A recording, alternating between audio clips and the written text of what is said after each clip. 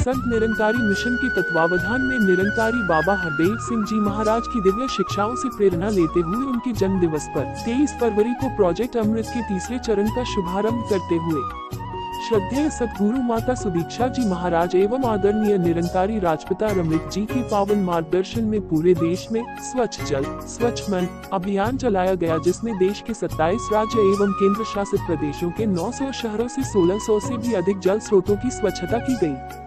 महाराष्ट्र के माननीय वन मंत्री नामदार गणेश जी नाईक ने इस अभियान को शिष्टाचार VFB और संत निरंकारी मिशन द्वारा चलाए जा रहे मानव कल्याण की विभिन्न गतिविधियों की प्रशंसा की। ज्या संतानं धर्माच्या, जातीच्या, पंथाच्या, वर्णाच्या, वर्गाच्या पलीकडे जाऊन माणुसकी धर्म जगामध्ये निर्भयतेने जगावा अशी इच्छा व्यक्त केली, त्या महान संताचा आज आठवणीचा दिवस।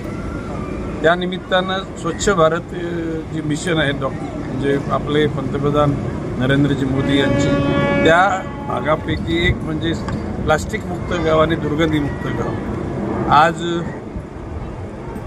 संत निरंकारी समूहामध्ये काम करणारे अनेक भाविक, त्यांना म्हणजे सेवक म्हणूया, आज मोठ्या संख्येनं सकाळपासून या खेरणे तलावामध्ये आले। त्यांनी खेरणे तलावातली सगळी घाण काढली, जो 10 टन घाण काढल्याचे मला सांगण्यात आलं। आणि अशा प्रकारचे सगळ्यांसाठी आपलं स्वतःचं जीवन व्यतीत करणं हे सगळ्यांना जमत नाही, आणि म्हणून कुठल्या तरी विचारात सरसी हारीत झाल्यानंतरच माणूस या गोष्टी करू शकतो। संत निरंकारी महाराजांनी जी केलेली सेवा आहे ती जनतेच्या चरणी रुजू झालेली आहे, आणि भविष्यकाळामध्ये त्यांचे सर्व सेवक देशाच्या जागृती करता, देशाच्या विकासाकरता, आणि आपल्या महाराष्ट्रामध्ये आपण महाराष्ट्र आता थांबणार नाही ही भूमिका घेतलेली आहे। म्हणजे महाराष्ट्र सर्व बाबतीमध्ये प्रगतीच्या पथावर राहील।